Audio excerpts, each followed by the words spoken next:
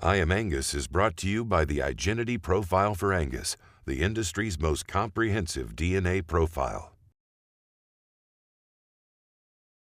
Sit. All right, I'm gonna count to 3. I want everybody to wave. 1, 2, 3. With enthusiasm.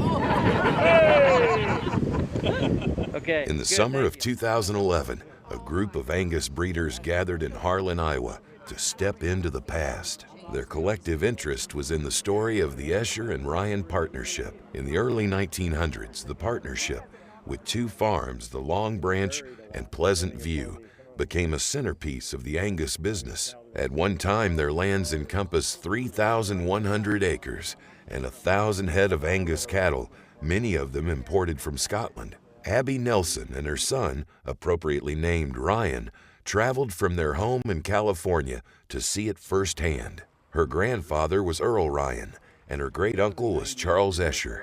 Escher and Ryan competed and won, like few others, at all the major shows from Pittsburgh to San Francisco. In 1915, they also bought the Angus herd from W.A. McHenry, the Civil War veteran and famed Angus breeder from Denison, Iowa. Included in the purchase was a young, untested bull named Earl Marshall, who soon would become one of the greatest beef sires in history.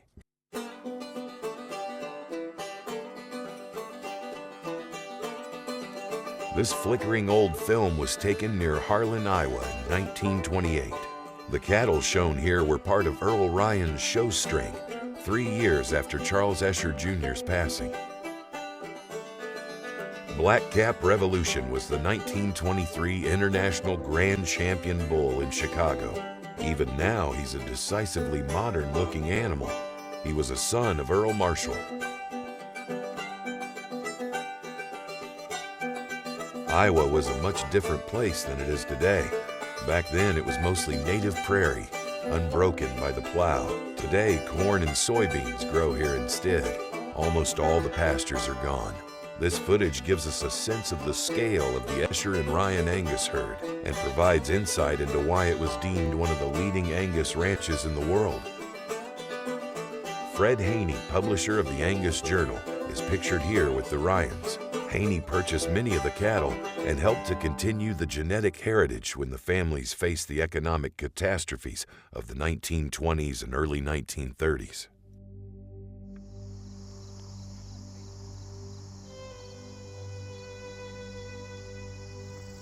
Well, I have lots of stories that came from my grandfather and my father about the Escher and Ryan herd and the show ring winnings, the carload winnings, and the great heritage they had right here in western Iowa. And it was phenomenal the way they were able to breed cattle in a time when technology wasn't what it is today. They owned the property from this particular farm on to the west and then on into Harlan, and they had ran over 1,000 cows, were able to market these animals, and most of the farmland that is now in corn and soybeans was in grass, and they were able to run the cattle here in this area year-round. They were one of the first to mass market their cattle on a national scale. People came in from all over the country to attend their sales, and they would come in by train.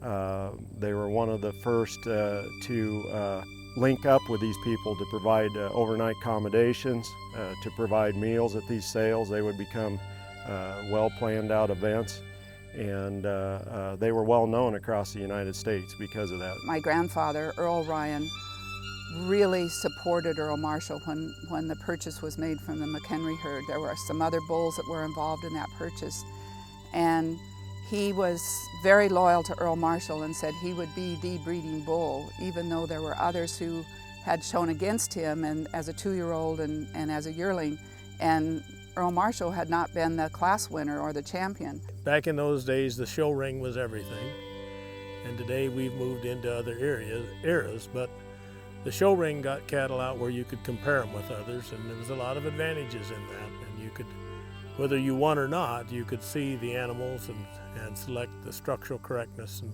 things like that. But I guess that that's how they became famous, was showing international champions by a bull that could really breed them. This herd showed, as W.A. McHenry did at the International in Chicago, which was the biggest show of its day, would be equivalent to what Louisville and Denver are today when we think of shows. And with the progeny of Earl Marshall, they were able to win an unprecedented 7 straight get of sire champions in a row at the International, and 5 bull champions in a row at the International, which was a record that was never equaled. They offered a tremendous thing for the breed because of their line breeding and selection through those years. And if it hadn't been for the soundness of those cattle, who were the basis for most of the genetics back that time, and they were more or less a solicitor of people coming into the breed, a lot of them coming from Herefords and other breeds. And if they hadn't been sound, the breed had never propagated and moved forward to the numbers that it has to be the dominant one. I know when my dad used to go to Nebraska, he says, you know, you'd go through the sand hills, the only thing you'd see was white-faced cattle, you know.